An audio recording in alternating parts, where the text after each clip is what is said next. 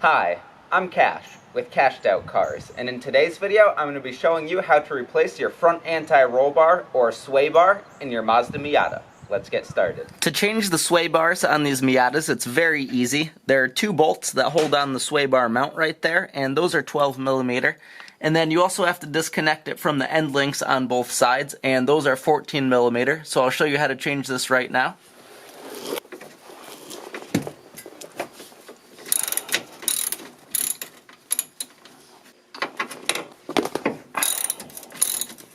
So guys, these bolts are pretty easy to get off. I would highly recommend spraying everything down with some sort of penetrant oil to loosen everything up. With these bolts, it's important to spray them from the top where the threads are, so it actually penetrates into the threads that you have to loosen up.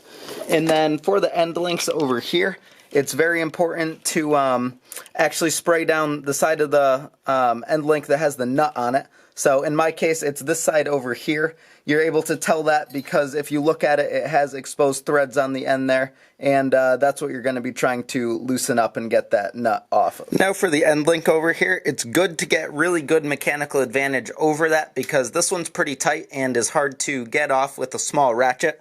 So I have just a metal pipe hooked up here to mine, and then with this wrench I rested it right against the A-arm there, so I don't really have to hold this side and I could just focus on cracking it loose.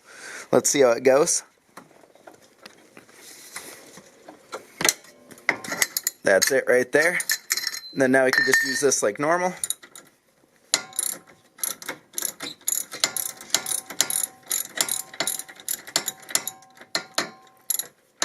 And we should be able to get the rest of that nut by hand. Yep, easy as can be. Mine has a lock washer on there. You could take that stuff right off, take your wrench off the other side, and then you could wiggle this end link free from the sway bar, and it'll drop out of place. So now you could go ahead and take those bolts all the way out, and your sway bar will be ready to drop out of place and be pulled out of your car. Alright guys, here's the bar completely disconnected.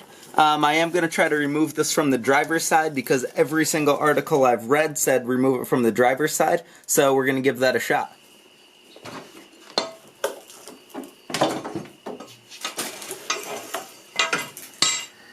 So removing the bar is quite simple. The only thing is if you have AC lines here, they're a little bit tricky to work around, and over here you have to work around some coolant lines. But other than that, it's basically wiggle the bar around until it comes out.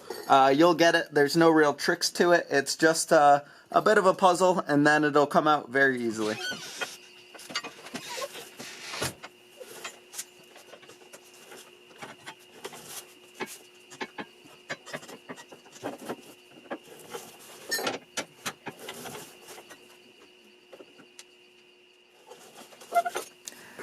The process to reinstall the sway bar is pretty much the exact same as taking it out.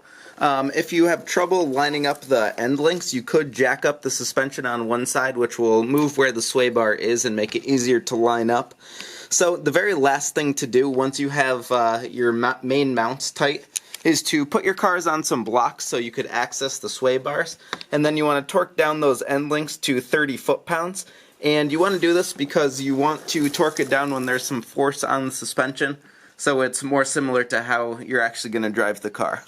That's going to wrap up this video. I hope you found it helpful. Please leave any questions or comments you have down below. Like this video if you liked it, and subscribe for more. I hope you stick around for the next one.